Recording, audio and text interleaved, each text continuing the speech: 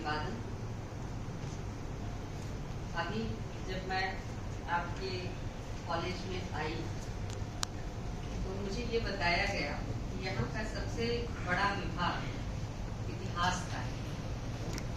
जब मैंने ये विषय चुना था तो मुझे नहीं याद था कि आपके यहाँ सबसे बड़ा विभाग इतिहास का है। मैंने सोचा था अमूमन दिल्ली विश्वविद्यालय के सभी महाविद्यालयों में मैं गई हूँ और काफ़ी अच्छी संख्या हिंदी की रहती है, तो मैंने सोचा था कि यहाँ भी हिंदी का कुछ ठीक ठाक होगा, वैसा विद्यार्थी बड़ी संख्या में होंगे, पर कम संख्या में होने का भी अपना लाभ है। बड़ी संख्या बड़ी हो तो जाहिर है कि वजन बढ़ता है, ताकत बढ़ती है, लेकिन कम संख्या होने का भी एक अन्य लाभ है जो प्रच्छन्न तरीके से आप लोगों को मिलता है। वह ये कि आप अपने विषय के अतिरिक्त भी दूसरे विषयों के विद्यार्थियों के साथ, शिक्षकों के साथ अंतरक्रिया कर सकते हैं, इंटरैक्शन कर सकते हैं और उनके ज्ञान से लाभान्वित हो सकते हैं। हिंदी में दूसरे विषयों के साथ अंतरक्रिया की जो प्रक्रिया है वह बाधित नहीं है। बहुत पहले से हिंदी के लेखक, हिंदी के रचनाकार, हिंदी के साहित्य इतिहासकार अपने विषय को क्रॉस करके, पार करके अन्य विषयों के साथ तालमेल बिठाकर हिंदी साहित्य को समृद्ध करने के प्रयास में निरत रहे हैं। ऐसी स्थिति में आप लोगों के साथ एक लाभ है कि आप साहित्य के विद्यार्थी, कुछ यहाँ हैं, कुछ विश्वविद्यालय से मेरे पीछे चले आए हैं, वे भी यहाँ दिख रहे हैं। हालांकि मैंने उनको आने के लिए नहीं कहा, फिर भी आए हैं। तो आपकी जितनी संख्या है लगभग उतनी ही संख्या में वो यहाँ आए हुए हैं। अच्छी बात है। मेरे लिए असमंजस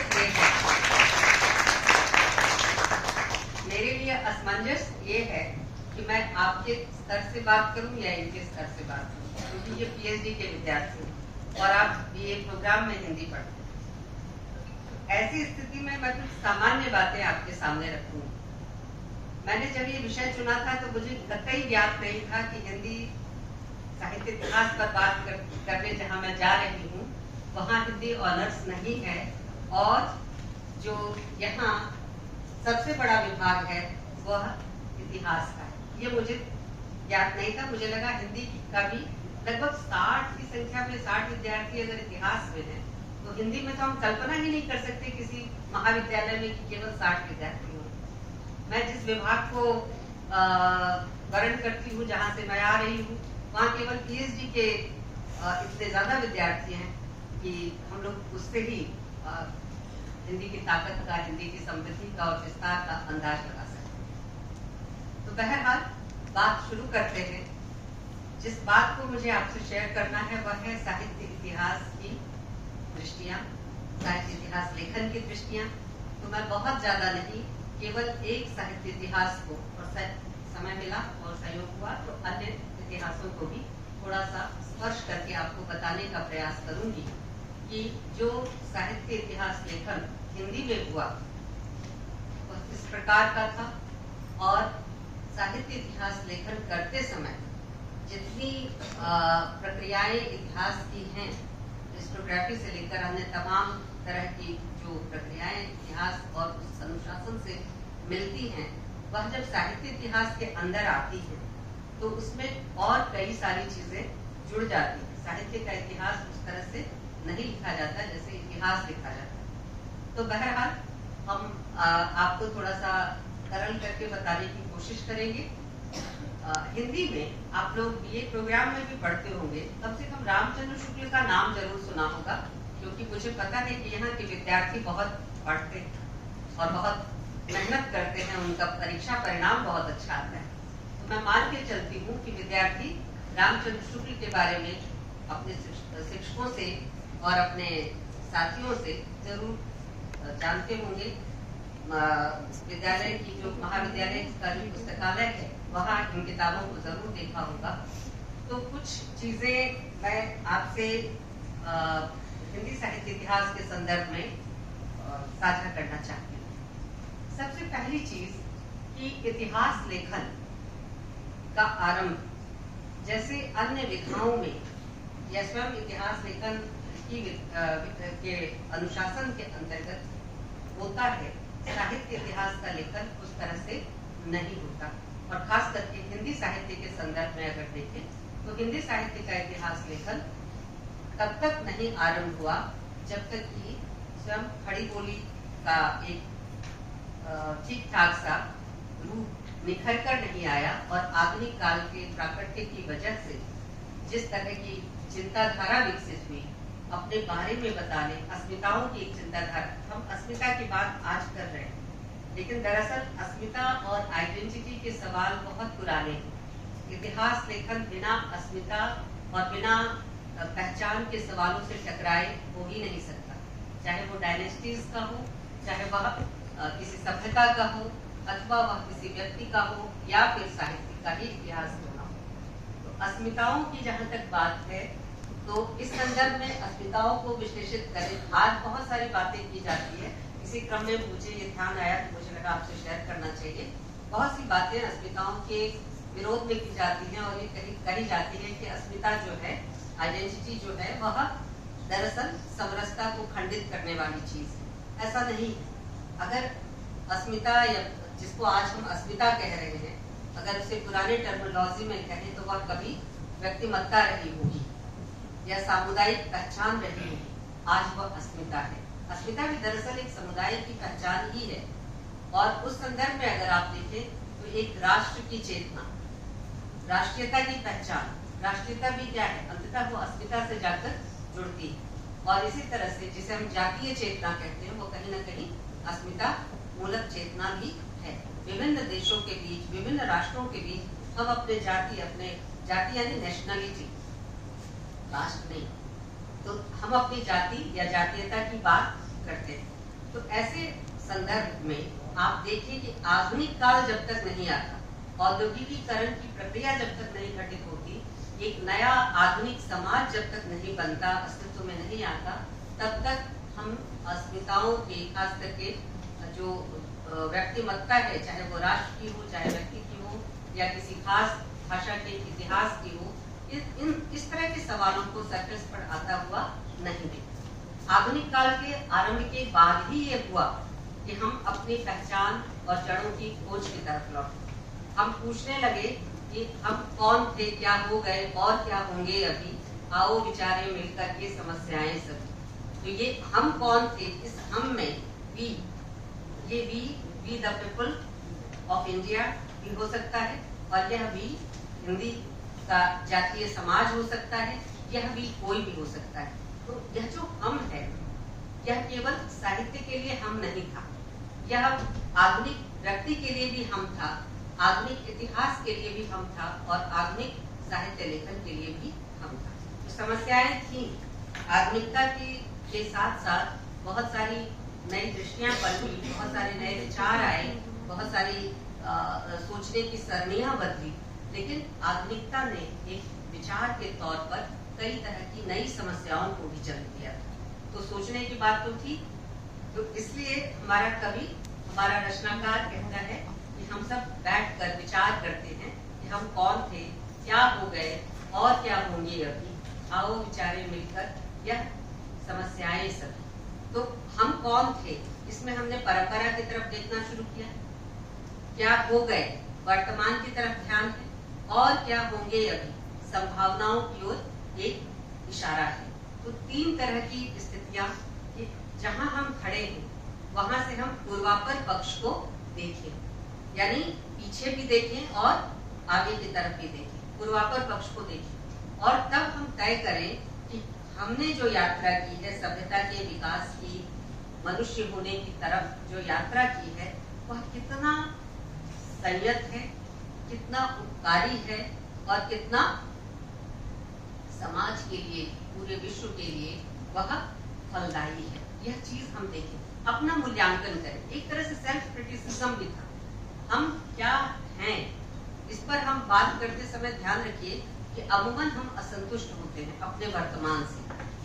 जो हम हैं वो हम होना नहीं चाहते, लेकिन ऐतिहासिक मजबूरी है, ऐतिहासिक परिस्थितियों की बाध्यता है कि हम आज वह हैं। वर्तमान से असंतुष्टि हमेशा हर पीढ़ी के साथ रही है, और जब भारत की बात की जाए विशेष तौर पर तो एक नई चीज दिखाई देती है। वहां तो वर्तमान से असंतुष्टि ही असंतुष्टि थी। क्यों? क्योंकि हम स्व शासन में नहीं थे, औपनिवेशिक शासन व्यवस्था हमारे पास थी और हम पर वह शासन कर रही थी, हमारी इच्छा के विरुद्ध शासन कर रही थी, आई थी व्यापार करने के लिए, लेकिन वह हमारी शासक बन गई। वह व्यवस्था चाहे जितनी अच्छी हो, चाहे जितना ही हमें आधुनिकता के करीब ले जाने वाली वह व्यवस्था हो, चाहे जितना ही वह प्रगतिशील विचारों को लेकर आई हो, लेकिन अंततः वह हमें गुलामी में जकड़ रही थी। दिक्कत यहाँ थी, यानी नेशनलिटी के क्वेश्चंस को, जातीयता और राष्ट्रीयता के सवाल को सबसे बड़ा धक्का जो चीज पहुंचा रही थी वो विदेशी शासन व्यवस्था थी। और इस विदेशी शासन व्यवस्था के तहत ही हमारे साहित्य का इतिहास लेखन आरंभ होता है। हिंदी साहित्य का इतिहास लेखन इस विदेशी शासन व्यवस्था के तहत ही आरंभ होता है। ऐसी स्थिति में सबसे पहला जो इतिहास लिखा जाता है वह है रामचंद्र, मतलब लिखा तो बहुत सारा गया है, लेकिन उनमें क्रोनोलॉजिकल ऑर्डर अथवा कुछ सूचनाओं के अलावा या कवि वृत्त संग्रहों के अलावा कोई बहुत बड़ी वैज्ञानिक सुचिंतित दृष्टि दिखाई नहीं दी। तो ऐसे में जो सबसे ज्यादा चर्चित और आज तक मानक इतिहास है हिंदी साहित्य के पास, वह रामचंद्र शुक्ल का है।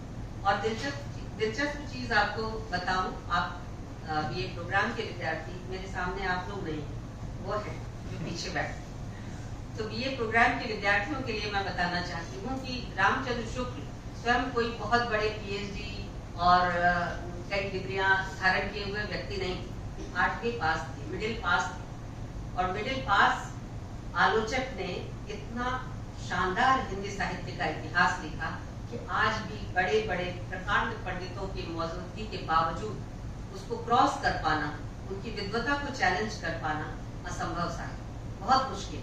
आज भी वो मानक है, उसकी मान्यताओं से हम सहमत असहमत हो सकते हैं, लेकिन उसके जो पैरामीटर्स है, यानी किन आधारों पे साहित्य के इतिहास में कोई रचना शामिल की जानी चाहिए, कोई रचना खारिज कर दी जानी चाहिए, कुछ रचनाओं को साहित्य नहीं मानना चाहिए, इन सब के बारे में, और साहित्य कौन सा लोक मंगलकारी होता है, साहित्य कौन सा जन सरोकार के साथ जुड़ा हुआ है, इन सब के बारे में बहुत ही स्पष्ट निदर्शन रामचंद्र शुक्ल के साहित्य इतिहास में है।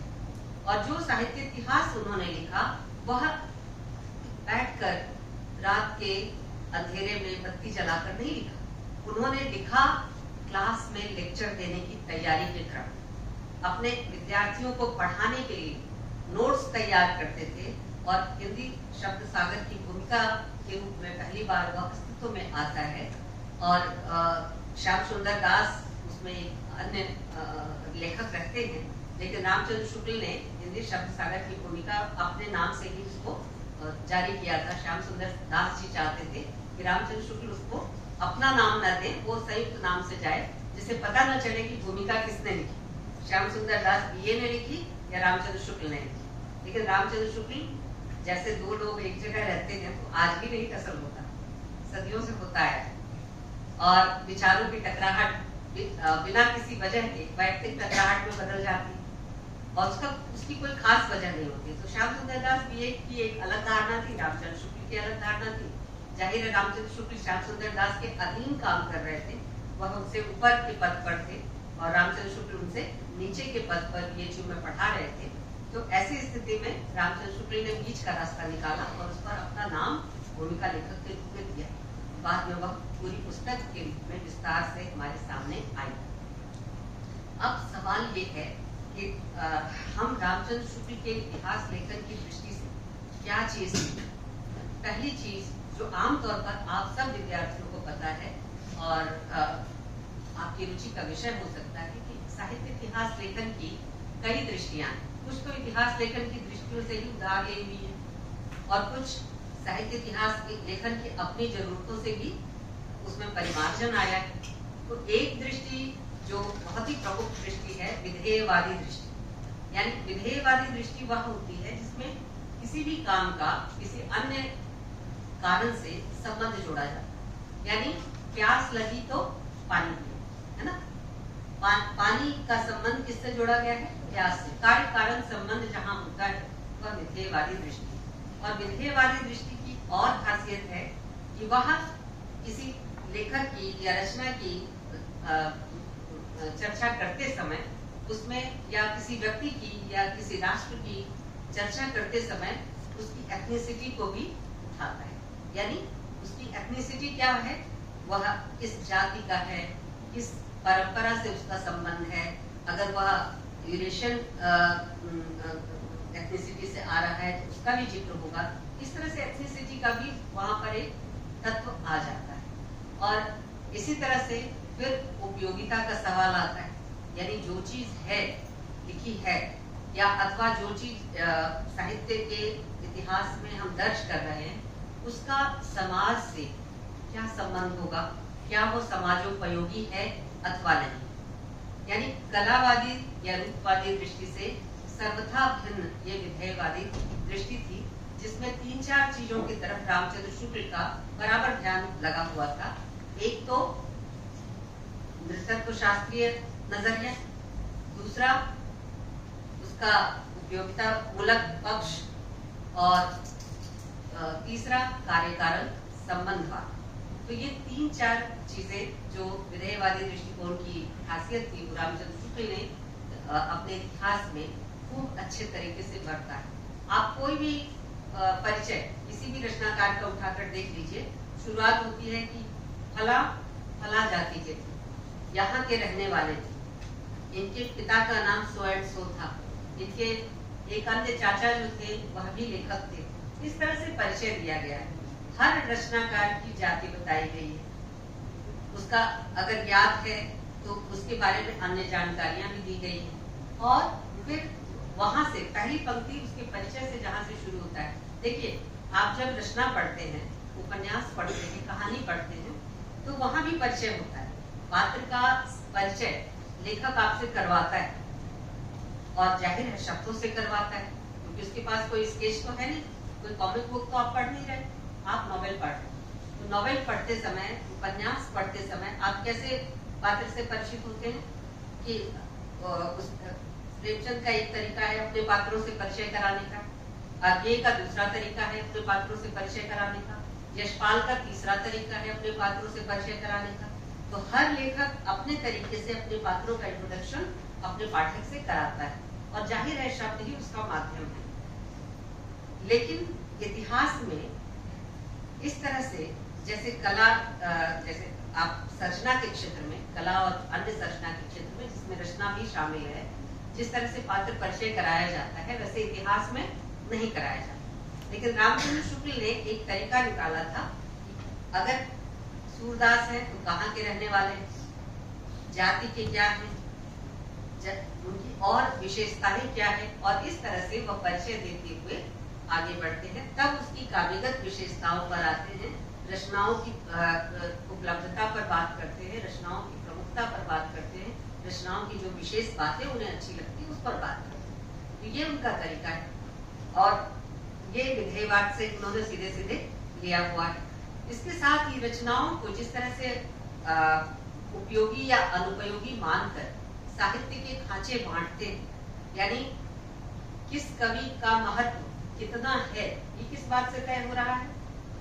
तुलसी बड़े हैं या सूरदास बड़े हैं अथवा कबीर बड़े हैं, आपने इन सबके नाम सुने होंगे, है ना।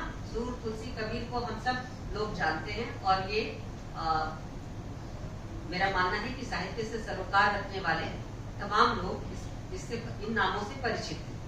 तो सूरदास बड़े हैं रचना के क्षेत्र में, या कबीर बड़े हैं रचना के क्षेत्र में, अथवा तुलसीदास बड़े हैं रचना के क्षेत्र में, ये किस चीज से तय हो रहा है? ये तय हो रहा है समाज पर उनके रचनाओं के प्रभाव के आकलन के कारण। और वह समाज जिससे इन रचनाओं के और रचनाकारों के प्रभाव का आकलन कर रहे हैं, वह समाज कौन सा है? परंपरा वाला पीछे वाला समाज नहीं, भविष्य वाला आगे वाला भी समाज नहीं, वो वर्तमान उनका समाज है जिस समय में इतिहासकार अपने को लोकेट करके इतिहास लिखा है। ये रामचंद्र शुक्ल का समाज है और रामचंद्र शुक्ल के समाज की चुनौतियां उनके सामने दरपेश है। जाहिर है कि जो चुनौती अपने समय और समाज की थी उसी को आधारित करके, उसी को आधार बनाकर रामचंद्र शुक्ल रचनाओं को खारिज या स्वीकृत कर रहे हैं। रचनाकारों को महिमा मंडित अथवा कम महिमा मंडित अथवा बिल्कुल बहिष्कृत कर, ये उनका अपना एक तरीका था। जाहिर है रामचंद्र शुक्ल की इतिहास दृष्टि और रामचंद्र शुक्ल के इतिहास लेखन पर कुछ भी बोलने के पहले हमें बार बार ये इस बात को ध्यान में रखना पड़ेगा कि रामचंद्र शुक्ल का इतिहास हिंदी साहित्य का पहला मुकम्मल इतिहास है और पहला मुकम्मल इतिहास है तो उसमें जो कुछ कमियां हैं वह भी हैं, लेकिन जो उसकी विशेषताएं हैं वह अकाट्य है। इस बात को ध्यान में रखकर ही हम इसकी आलोचना कर सकते हैं। लेकिन कतई इसका अर्थ नहीं है कि रामचंद्र शुक्ल का जो इतिहास है, हिंदी साहित्य का इतिहास, वह कोई पूजा की चीज है। इसका यह भी अर्थ नहीं है। पूजा की चीज कोई चीज नहीं, सब कुछ आलोचना के दायरे में है और आलोचना के दायरे में रहकर ही अगर हम संवाद करते हैं, बातचीत करते हैं, उस पर बहस करते हैं तो वह चीज आगे बढ़ती है। रामचंद्र शुक्ल को छोटा या बड़ा करना हमारे आपके मुद्दे की चीज नहीं है। नामवर सिंह, रामविलास शर्मा दोनों ने काफी अपने अपने घोड़े खोल रखे थे, लेकिन रामविलास शर्मा हो या नामवर सिंह हो, एक रामचंद्र शुक्ल को खारिज करता है, दूसरा रामचंद्र शुक्ल की प्रतिष्ठा करता है।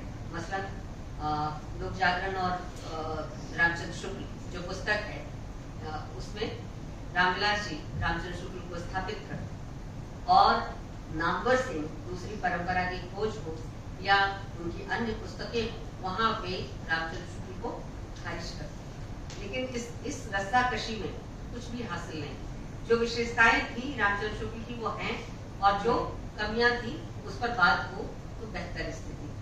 मैं रामचंद्र शुक्ल के इतिहास लेखन की कुछ और बातों का आपके सामने जिक्र करूंगी, फिर उन जगहों के बारे में आपसे बात करना चाहूंगी जहां गैप्स है और रामचंद्र शुक्ल को या किसी भी इतिहास लेखक को इसके लिए बहुत ज्यादा दूर तक दोष नहीं दिया जा सकता।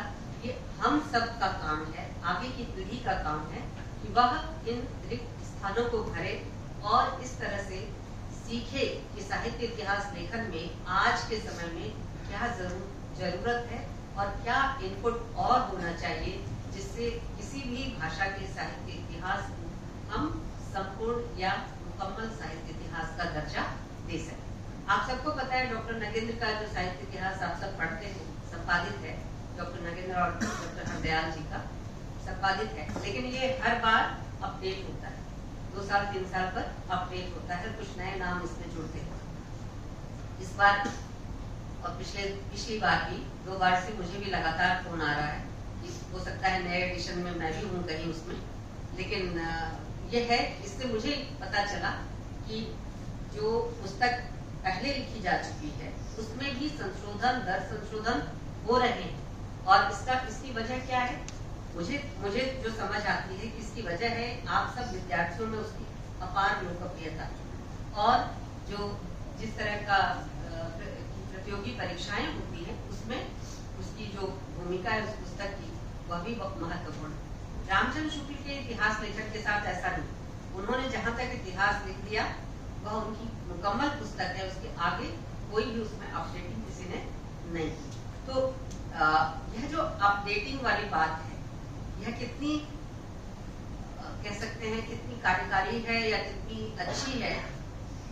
क्या हम डॉक्टर नगेंद्र की पुस्तक को और रामचंद्र शुक्ल की पुस्तक को एक ही कसौटी पर रख सकते हैं? डॉक्टर नगेंद्र की पुस्तक अलग तरह से संपादित ढंग से एक कालखंड अलग अलग लोगों से लिखवाई गई, जबकि रामचंद्र शुक्ल ने एक पूरी इतिहास की किताब की तरह हिंदी साहित्य के इतिहास को सोचा था, परिकल्पित किया था। जैसे कोई लेखक अपनी किसी एक रचना को आदि से अंत तक पहले उसके नामकरण से लेकर आखिरी पेज की कवर तक सोचता है, वैसे रामचंद्र शुक्ल की इतिहास पुस्तक है। तो यह भी एक और दिलचस्प बात है कि जब तक रामचंद्र शुक्ल जीवित थे आखिरी तक उन्होंने अपनी साहित्य इतिहास पुस्तक को बार बार संवर्धित किया, बार बार उसका संशोधन किया। कुछ चीजें जो उनसे रह गई थी अथवा कुछ चीजें जो उन्होंने अतिरेक में लिख दिया था उसकी आलोचना हुई, और उस आलोचना के आधार पर उन्होंने अपने इतिहास पुस्तक में लगातार संशोधन किए। जब तक वे जीवित रहे उन्होंने संशोधन किए। छायावाद के संदर्भ में अपनी राय बदली, जयशंकर प्रसाद के संदर्भ में अपनी राय बदली, और ऐसे अनेक और भी ऐसे उदाहरण हैं जो हम कह सकते हैं। तो इस फर्क को समझते हुए महत्वपूर्ण चीज ये है कि जो पैमाना, जो पैरामीटर्स रामचंद्र शुक्ल ने इतिहास लेखन के बनाए उस पर बात की जाए, और क्या उस पैरामीटर्स पर आज के समय में जो उपलब्ध रचनाएं हैं उस दौरान की, क्योंकि आज ऐसी बहुत सी रचनाएं उपलब्ध हैं जो शायद रामचंद्र शुक्ल के समय में उनको उपलब्ध न रही हो, अथवा दृष्टि विशेष के कारण रामचंद्र शुक्ल ने उनको साहित्य ही मानने से परहेज किया होगा। दोनों ही स्थितियां हैं। ऐसा नहीं है कि रामचंद्र शुक्ल इतने अनभिज्ञ थे या इतने अनभिज्ञ रहे होंगे कि उनको पता नहीं कि उनके समकाल में ही जिन लोगों को, जिन रचनाकारों को, जिन महत्वपूर्ण पुस्तकों को वे अपनी साहित्य इतिहास में जगह दे रहे हैं, उनके अलावा भी रचना और रचनाकार हैं जो उनसे छूट रहे हैं। जानकारी थी, एक उदाहरण देती हूँ आपको। आपने बंग महिला का नाम सुना है, राजेंद्र बाला घोष का? उनकी कहानी है दुलाई वाली, ठीक। और रामचंद्र शुक्ल ने पहली कहानी की जो बहस है उसमें दुलाई वाली को एक कहानी का दर्जा दिया है। कई 3-4 कहानियां हैं जिसमें पहली कहानी हिंदी की कौन सी, दुलाई वाली है या डोगरी भर मिट्टी है या और 11 वर्ष का सपना है, इस तरह की 3-4 कहानियों की लिस्ट है। उसमें एक कहानी राजेंद्र बाला घोष की दुलाई वाली है। और एक और चीज कि राजेंद्र बाला घोष के साथ रामचंद्र शुक्ल के बहुत अच्छे परिचयात्मक संबंध थे, वे जानते थे एक दूसरे को। यहाँ तक कि राजेंद्र बाला घोष की जो पुस्तक थी कहानियों की और तमाम उनकी रचनाओं, बहुत छोटी सी एक ही किताब बंग महिला रचनावली के नाम से प्रकाशित है, और उसमें कुल मिलाकर जो 7-8 कहानियां, कुछ अनुवाद, इस तरह से रचनाएं हैं। बहुत पतली किताब है, उपलब्ध है बाजार। रामचंद्र शुक्ल ने उसकी भूमिका लिखी, तो जाहिर है दुलाई वाली के अलावा रामचंद्र शुक्ल जानते थे कि बंग महिला ने और क्या क्या लिखा है। लेकिन बंग महिला की चर्चा, पहली कहानी, आरंभिक कहानी, हिंदी की आरंभिक कहानी की दौड़ में एक कहानी जो शामिल कर ली, उसके अलावा आगे कहीं चर्चा नहीं। तो जानते तो थे, लेकिन क्यों परहेज किया? परहेज इसलिए किया कि उसको किसी न किसी कारण से, चाहे कलात्मकता की दृष्टि से अथवा किसी और दृष्टि से, पहली कहानी में, पहली, जब हम किसी चीज को कहते हैं पहली, तो उसमें मैच्योरिटी शामिल, अपरिपक्वता का भाव शामिल। यानी पहली कहानी कोई कुछ भी हो सकती है, थोड़ा अपरिपक्व भी होगी तो चले। जाहिर है उस पहली कहानी की दौड़ में भी रामचंद्र शुक्ल के पास एक और फिल्टर था, और वो फिल्टर क्या था? जो पहले उपन्यास में लगाते हैं, पहले उपन्यास के तय करने में लगाते हैं, और वो फिल्टर था कि अंग्रेजी ढंग का पहला मौलिक उपन्यास। ठीक उसी तरह से अंग्रेजी ढंग की पहली आधुनिक कहानी, उस फिल्टर को लगा के उन्होंने बहुत क्लियर कट कहीं लिखा कि दुलाई वाली पहली हिंदी की कहानी, उन्होंने बहस में रखा है। तो ये जो स्थिति है कि पहली कहानी में शामिल किया, इसका कतई अर्थ नहीं है कि दुलाई वाली की रचनात्मक, बंग महिला के रचनात्मक योगदान को वे उसी तरह से सोच रहे थे जैसे आज के समय में खड़े होकर हम सोच सकते हैं। तो ये उनके दृष्टिकोण का भी सवाल था। साथ ही साथ साहित्य की उपलब्धता होने के बावजूद जो एक खास तरह का साहित्य इतिहास लेखन का पैरामीटर चुना गया, उसके कारण अपने आप ही बहिष्कृत होने का एक परिणाम था। हमने पैमाइश ही ऐसी बनाई कि अपने आप अन्य रचनाएं दुलाई वाली के अलावा बहिष्कृत हो गई। उन लेखिकाओं का, रचनाकारों का नाम ही नहीं आया जो शुक्ल जी के इस कसौटी पर खड़े नहीं उतरते थे। तो शुक्ल जी ने जो 2 कसौटियां बनाई, किसी कालखंड के नामकरण और काल विभाजन को लेकर उन्होंने 2 कसौटियां बनाई। एक कि अगर किसी कालखंड को किसी खास नाम से पुकारना है मान लीजिए उदाहरण के लिए आप सोचिए कि 20 साल का ये 25 साल का ये जो 2000 से 2025 का समय, सन 2000 से 2025 तक का जो समय, अगर इसको किसी ट्रेट के कैरेक्टरिस्टिक्स के आधार पर, विशेषता के आधार पर आपको चिन्हित करना है, तो आप उसके लिए कुछ पैरामीटर तय करेंगे। रामचंद्र शुक्ल ने भी तय किया कि एक कालखंड को हम किसी खास नाम से पुकारें, उसके लिए क्या चीज पहली जरूरत है कि जिस विशेषता को हम सोच रहे हैं उसके आधार के रूप में ढेर सारी वैसी रचनाएं भी मिल जाए। यानी अगर हम माने कि इस 20 साल के 2000 से 2025 तक के समय में कविताएं बहुत लिखी गई और प्रेम परक कविताएं लिखी, तो हम इसका नाम, हाइपोथेटिकली मैं बोल रही हूँ, इसका नाम हम देना चाहते हैं रोमांटिक एज, है ना, रोमानी कविता। तो इसको देने के लिए हमको चाहिए, हमने सोचा कि रोमानी कविता इसका नाम दे, तो हमको ये भी तो पता करना पड़ेगा कि जिन कविता पुस्तकों के आधार पर हम ये कह रहे हैं, ये पुस्तकें कौन कौन सी है, कब लिखी गई, क्या उनमें रोमान था और क्या वे प्रमाणित थी, ये भी देखना पड़ेगा कि लिखने वाला कोई ऐसा तो नहीं था घोस्ट राइटर जिसने लिख दिया अथवा पैसे दे के लिखवा दिया गया, जैसा आजकल बहुत बार सुनने में आता है ना, बस 1 लाख खर्च कीजिए, ऐसे इंस्टीट्यूट तैयार हो गए हैं, 1 लाख खर्च कीजिए, पीएचडी छपकर आपके पास आ जाए।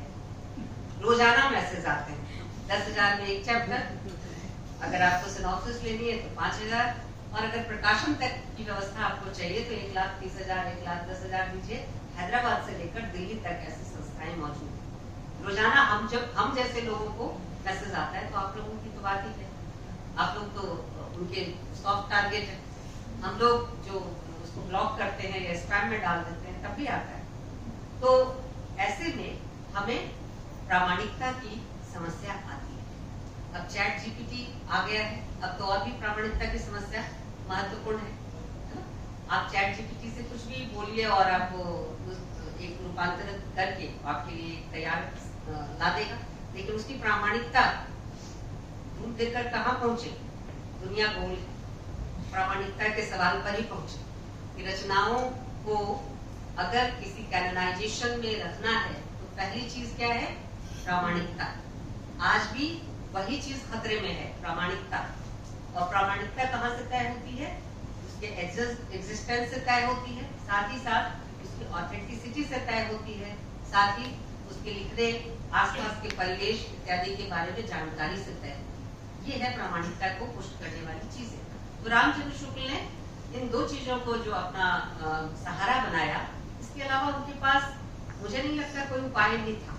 यही 2 चीजें थी जिसके आधार पर वो साहित्य के इस बीहड़ में, हिंदी साहित्य के इस बीहड़ में, जहाँ चंद्रकांता संतति से लेकर गोपाल राम गहमरी की किताबें थी, हास्य व्यंग और फूहड़ हास्य की भी किताबें थी, और सामान्य किताबें थी जो उस समय लोक जीवन में भी प्रचलित थी, ऐसी रचनाओं की किताबें थी, धार्मिक किताबें थी।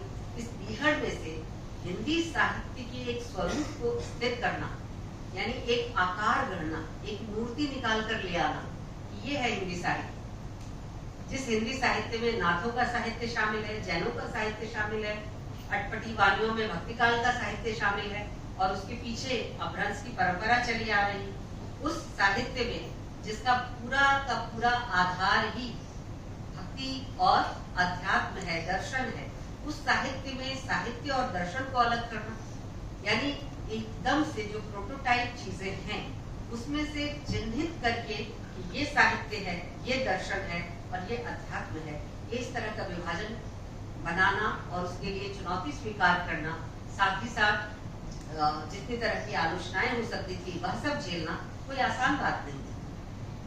उनके सामने चैलेंज था कि जब प्रेस आया और प्रेस ने रूढ़ियों का साहित्य सबसे पहले छापा, Old Testament, Bible, Quran, Gita, ये सारी चीजें पहले छपी और पाठ्य पुस्तकें बाद में छपी। यही इतिहास है, पूरे विश्व में भाषाओं के इतिहास को पलटकर देखिए तो आपको ये प्रमाण मिलेगा कि जितनी धार्मिक पुस्तकें हैं, चूंकि उनका एक ऑडियंस, उनका एक पाठक वर्ग पहले से मौजूद होता है समाज में, उनकी एक स्वीकृति पहले से समाज में होती है, तो आसान होता है कि यथास्थितिवाद को बनाए रखने वाली चीजें पहले लाई जाए, क्योंकि उनकी एक्सेप्टेबिलिटी को लेकर कोई संदेह नहीं होगा।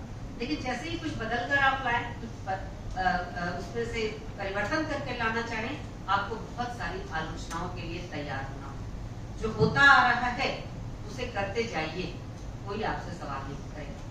लेकिन आप चाहे जितने अच्छे उद्देश्य से जो होता आ रहा है उसको रोक कर कुछ और अच्छा करना चाहेंगे, बेहतर करना चाहेंगे, आपके लिए 100 बाधाएं तैयार होंगी। और ये हर फील्ड में, हर क्षेत्र में, जिस भी काम को आप हाथ लगाइए उसका ये रुक सकती है। तो रामचंद्र शुक्ल के सामने भी ये चुनौती थी, यह जो धार्मिक साहित्य है, इस जंजीरे में से कैसे हिंदी साहित्य को अलग करके, जो लिटरेरी ट्रेड्स हैं उसके आधार पर अलग करके एक शक्ल दी जाए, एक रूप दी जाए। और उन्होंने ये जोखिम उठाया। उन्होंने ऐसे बहुत सारे साहित्य को साहित्य की कोटि में ही नहीं माना, जो केवल धर्म और धार्मिक संप्रदाय मतलब धर्म के संप्रदाय, सांप्रदायिक कम्युनल वाले अर्थ में नहीं।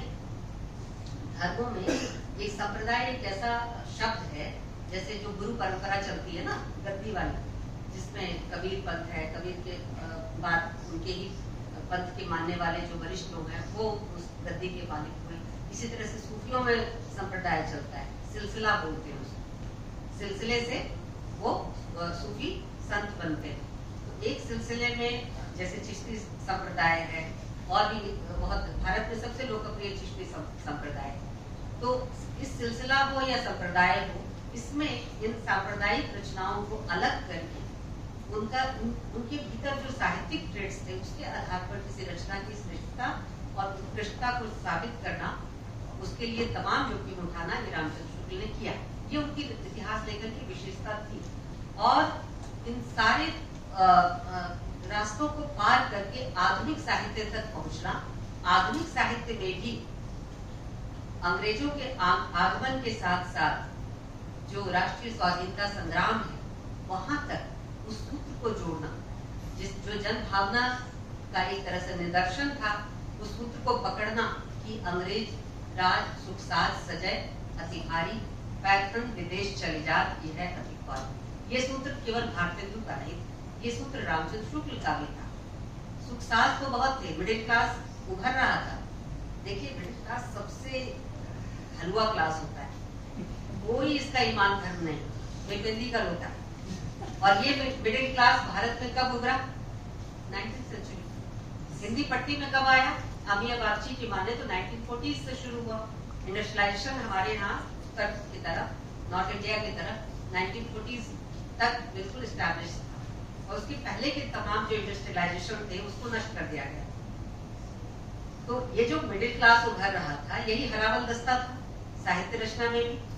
तो यह जो हरावल दस्ता था, जो इंडियन मिडिल क्लास था, इसके लिए सुख साज तो थे ही, इसकी समृद्धि के सारे उपाय थे। ये अंग्रेज बनना चाहता था, बन गया।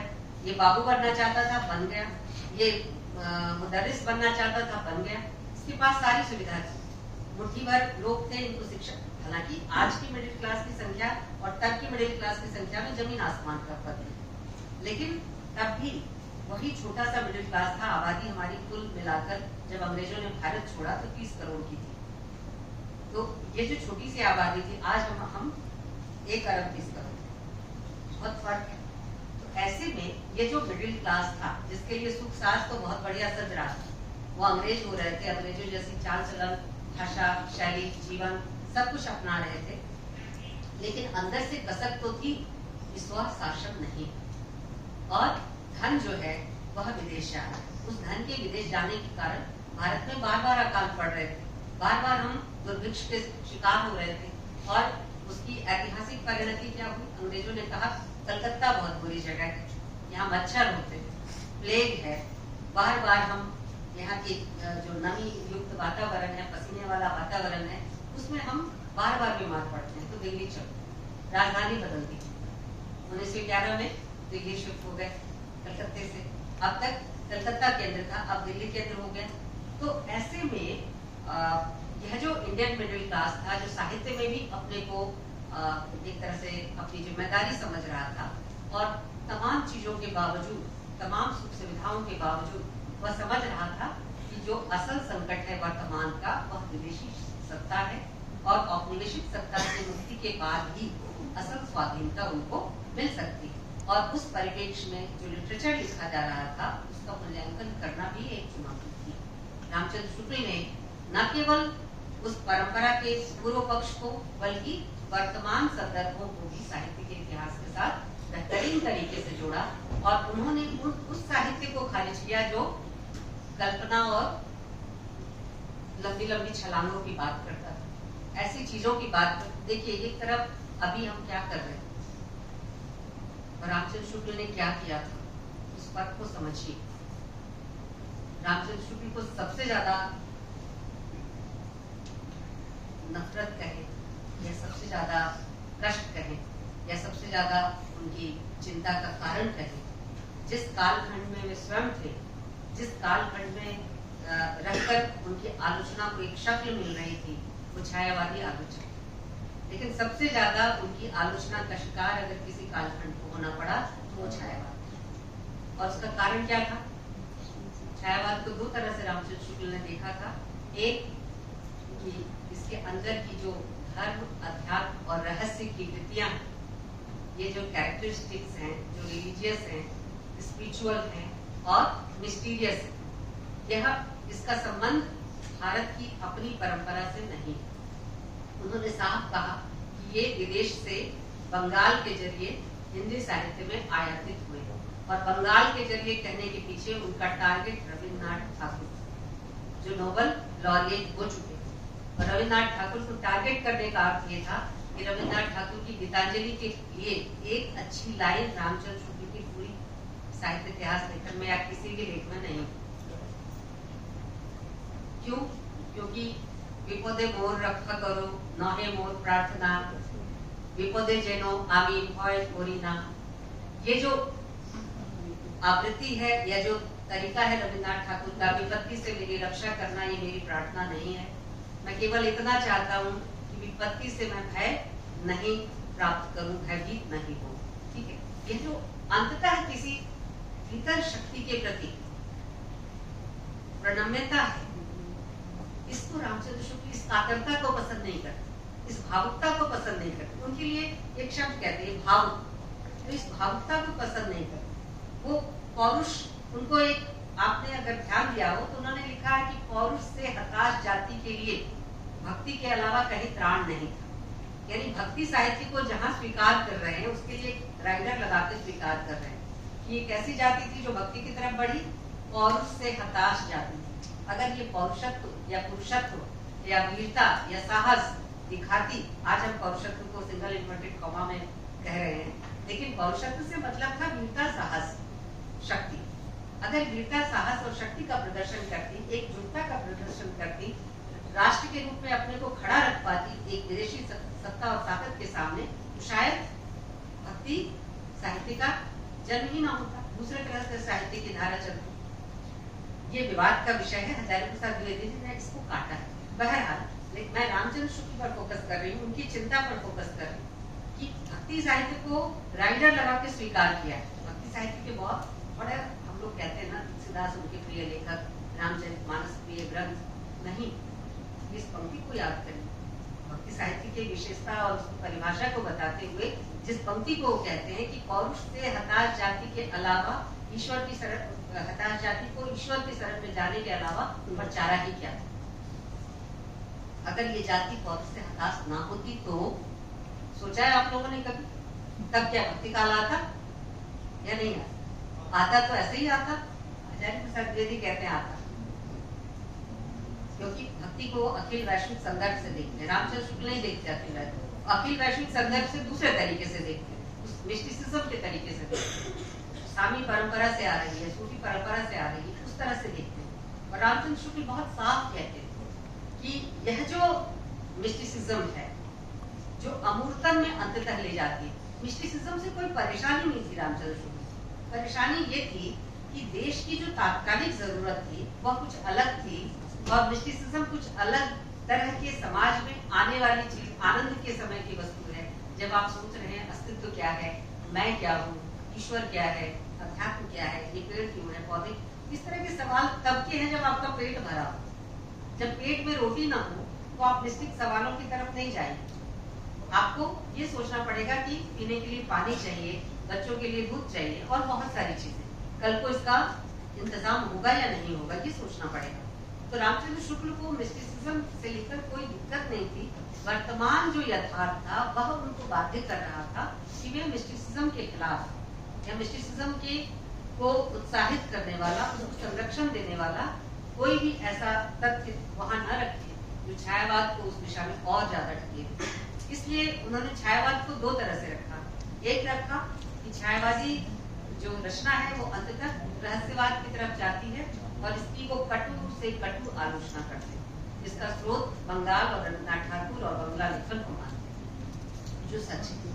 और दूसरा, वे छायावाद की तारीफ करते हैं जिस पर चर्चा नहीं होती, उसकी जो काव्यात्मकता है, कलात्मकता है, शब्द चयन है, खड़ी बोली हिंदी के ठाठ को 20 साल के अंतराल में छायावाद जहां पहुंचा देता है, जितने सुमधुर तरीके से, जितने लयात्मकता के साथ छायावाद और छायावादी रचनाएं आती हैं, उसकी पूर्ववर्ती रचनाओं को उठाकर देख लीजिए तो उन्हीं भावों पर लिखी हुई रचनाएं बड़ी कच्ची मालूम पड़ती। तो रामचंद्र शुक्ल छायावाद को एक तरफ से प्रशंसित भी करते हैं और एक तरफ से उसकी निंदा भी करते हैं। निंदा का कारण और है, वर्तमान यथार्थ है। रामचंद्र शुक्ल की निगाह में कभी भी यह उनका वर्तमान नहीं छूटा। क्या चीज सीखना चाहिए रामचंद्र शुक्ल से? वर्तमान पर इतिहासकार को फोकस करके अतीत और भविष्य का मूल्यांकन करना चाहिए। अगर रामचंद्र शुक्ल की यही बात उनसे ही ग्रहण करें तो आज के इतिहास लेखक का दायित्व क्या होगा और क्या होना चाहिए? आज की सामाजिक स्थितियां बदली है या नहीं बदली? सामाजिक समीकरण बदले हैं, आजादी के बाद की चिंताएं बदली है, आजादी के बाद का समाज, संस्कृति, जीवन शैली सब कुछ बदल गया, आवश्यकताएं बदली। तो ऐसे में नए तरह की जो चिंता है, नए तरह के जो विचार है, नए तरह का जो लेखन है, उसका समावेश हम नए नजरिए से कर सकते हैं। पुराने समय में भी जिस तरह से साहित्य और रचनाओं का उत्खनन हुआ, आज हम ज्यादा सहज रूप से उन साहित्य और रचनाओं को प्रचुरता में प्राप्त कर सकते हैं और उनके आलोक में पुराने लिखे गए इतिहास को भी बिना पैरामीटर बदले हम ज्यादा समावेशी बना सकते हैं, ज्यादा इंक्लूसिव बना सकते हैं, बजाय इसके कि हम एक्सक्लूसिव बनाए, उसको बाहर कर दे। एक्सक्लूसिव बनाने का हिंदी में उसके लिए एक शब्द है, एक्सक्लूसिव के लिए अद्वितीय, और दूसरा एक्सक्लूजन, अंग्रेजी में एक दूसरा शब्द है एक्सक्लूजन, जिसके लिए हिंदी में शब्द है बहिष्कार। एक्सक्लूसिव के दोनों अर्थ हैं, आप या तो संभाल लीजिए या बहिष्कृत कर दीजिए। तो आप इंक्लूसिव बनाइए। इंक्लूसिव बनाने के लिए आप न केवल अपने वर्तमान पर ठोस रूप में अपने पैरों को जमा के रखिए, बल्कि वर्तमान के चुनौतियों, आवश्यकताओं, परिवर्तनों, बदलावों को ध्यान में रखते हुए पूर्ववर्ती लेखन को भी आप चाहे तो इस जगह से खड़े होकर करेक्शन कर सकते हैं, सुधार कर सकते हैं, उसका इंक्लूजन कर सकते हैं और इस तरह से आपके पास एक पूरी मुकम्मल साहित्य इतिहास की परंपरा होगी। और जब मैं ये बात कह रही हूँ, बहुत ज्यादा वक्त हो गया, अब और नहीं बोलूंगी। मेरा इशारा बहुत कुछ की तरफ था, लेकिन मैं अब आपके लिए छोड़ रही हूँ। फिर कभी आप बुलाएंगे या कभी मुझे और कहीं सुनेंगे तो मैं अपनी बात आपसे फिर करना पसंद करूंगा। अच्छा, एक आखिरी बात है, इतिहास लेखन होता क्या है? इतिहास लेखन हम जैसा जानते हैं, कोई इतिहास में बहुत पारंगत व्यक्ति इतिहास लेखन करता होगा, उसको उस डिसिप्लिन का ज्ञान होगा, उसको उस डिसिप्लिन के भीतर जिस एरिया में काम करना है, एंशिएंट, मेडिवल, मॉडर्न, उस पीरियड का ज्ञान होगा, उस पीरियड के भीतर भी सब पीरियड का ज्ञान होगा, बहुत सारी चीजों का ज्ञान। दरअसल इतिहास लेखन को जिस तरह से हम लोग विजुअलाइज करते आए हैं, देखते आए हैं, उसमें एक बहुत बड़ा संकट, और वो संकट ये है कि हमने कभी इतिहास लेखन को इंस्टीट्यूशन की तरफ देखा ही नहीं। अगर आप एक संस्था की तरह देखें तो संस्था के भीतर आप प्रतिनिधित्व पर भी सोचेंगे, संस्था के भीतर आप भागीदारी पर भी सोचेंगे।